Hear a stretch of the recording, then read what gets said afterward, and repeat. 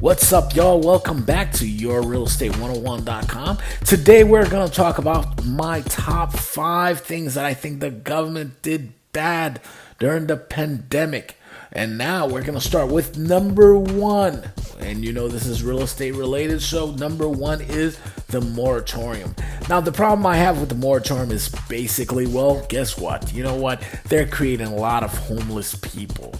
A lot of people are going to lose their homes. What they should have did was they should have did something that was more targeted to the people that actually lost their job. Like, imagine if all the restaurant people got some kind of benefit or some kind of work-related thing or something that allowed them to keep paying their bills. But instead, what they did was they did this blanket moratorium thing, foreclosure thing.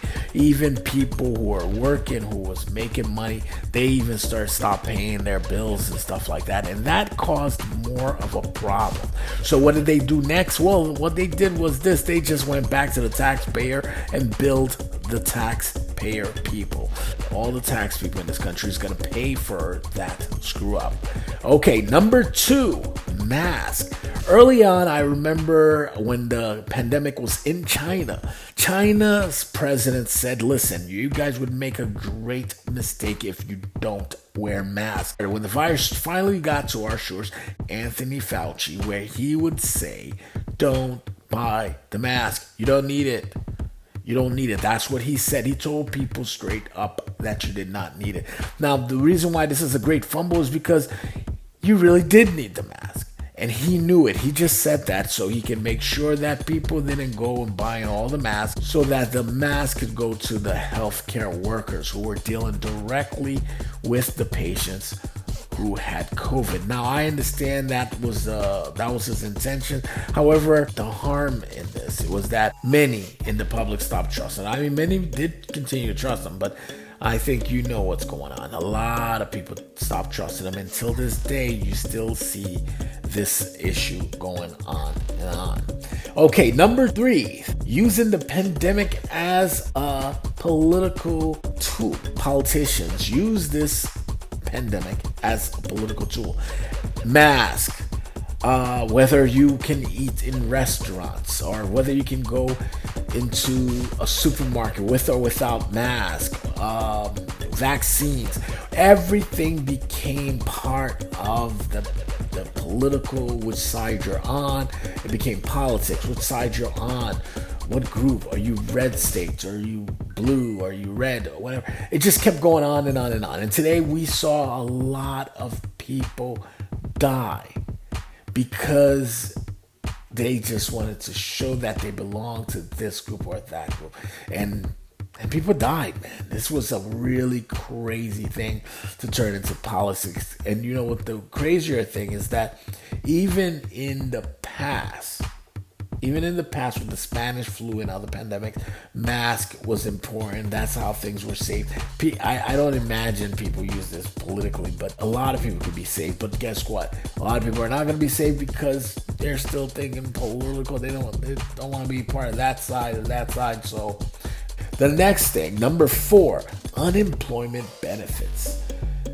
Okay, the problem here is that, again, another blanket laws passed over, started sending money to a lot of people who supposedly lost their job. But the problem is this: because they didn't know when to slow it down or when to stop it, a lot of people never wanted to go back to work. So now you can't walk 10 feet without seeing a hiring sign. So where's all the workers? Well, they're home collecting unemployment, and they're getting a great amount. And guess what? They're not even paying their rent with that amount. So, think about that, right? Think about that for starters, which can actually hurt the economy. And it's going to hurt the economy. Once we get past all this whole free money and free all this stuff, we're going to hit a wall, and it's going to hit us in the face. And then that's when we're going to face all the issues. And hopefully these guys get smart and we don't have to face it all at once. Okay, number 5. Number 5 is opening schools and having kids attend schools in person.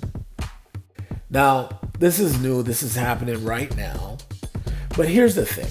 Everyone got used to the virtual. Everyone got used to virtual. All the kids got used to virtual. I'm not saying they loved it. I'm not saying they liked it, but they got used to it.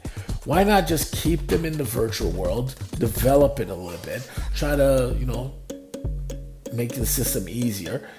Why not keep it until things get back under control?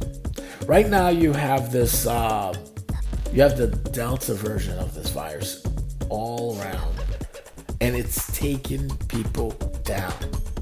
People are dying, people are getting sick, but one particular group that's getting sick is children, because they're unvaccinated.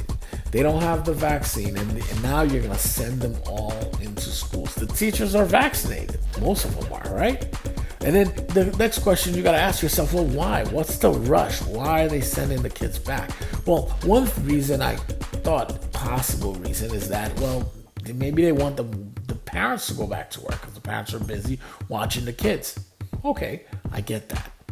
The other reason I thought is that, well, the unions know that if you don't have teachers in classes, sooner or later, they're going to start squeezing that tax. They're going to start taking that tax down or stop paying for some of these teachers.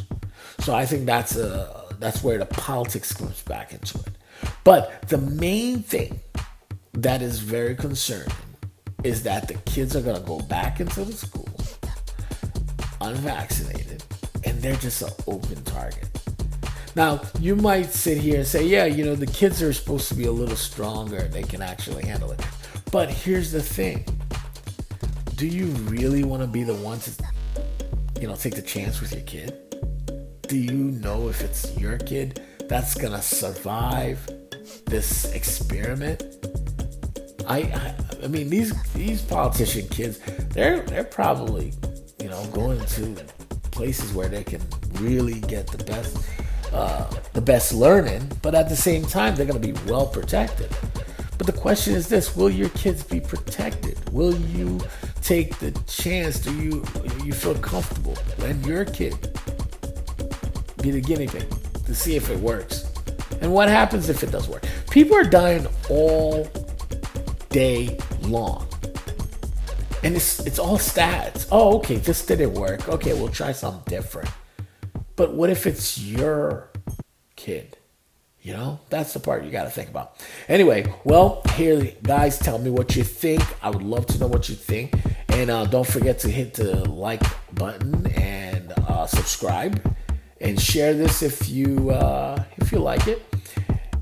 And let's have a conversation.